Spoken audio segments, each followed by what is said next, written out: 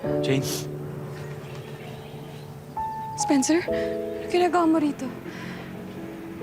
Si Neil, asawa ko. Namatay siya last year. Huling habilin niya sa akin na isaboy ko yung mga ashes na dito.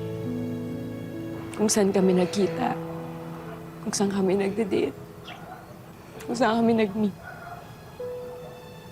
I met him when I ran away from you. Yung araw na nag-propose ka sa akin. Yung huling araw na nakita mo ako. Dito ako napadpad. Nakita niya ako dito umiiyak.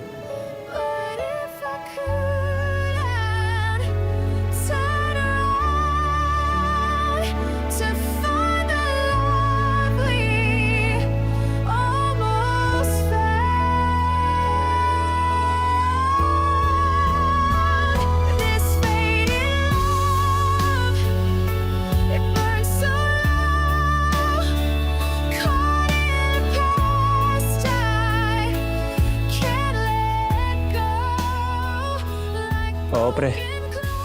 See you next week sa flight natin. Oo naman.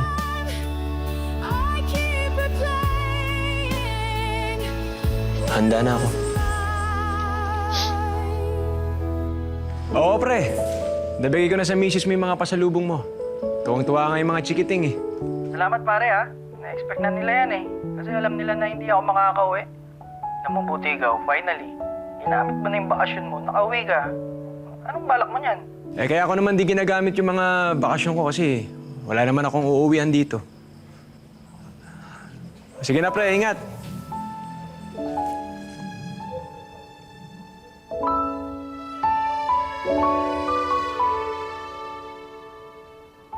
Pabalik-balik tayo dito. Siguro dahil kailangan natin ng closure.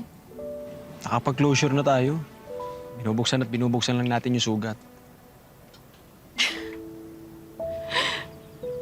Anong nakakatawa? Spencer, napatawad na kita sa lahat ng mga ginawa mo noon. Ngayon lang? Ang tagal na nun ah. Naisip ko kasi, siguro kaya hindi maayos yung paghihiwalay natin kasi hindi natin pinapatawad yung isa't isa. Pinatawad na kita.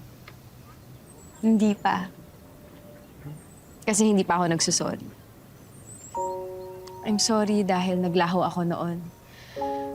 Walang explanation, na-ghost kita. Hindi mo deserve. I'm sorry dahil hindi natin natupad yung sinasabi natin noon na forever. I'm sorry dahil nahirapan ka nung nawala ako. Dumaan ka lang sa akin, dumaan lang ako sa'yo. Hindi naman tayo naging tayo sa huli. Kasi mas buo tayo kapag hindi tayo magkasama.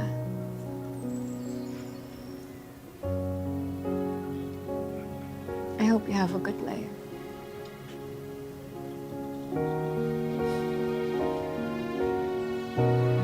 Ikaw din.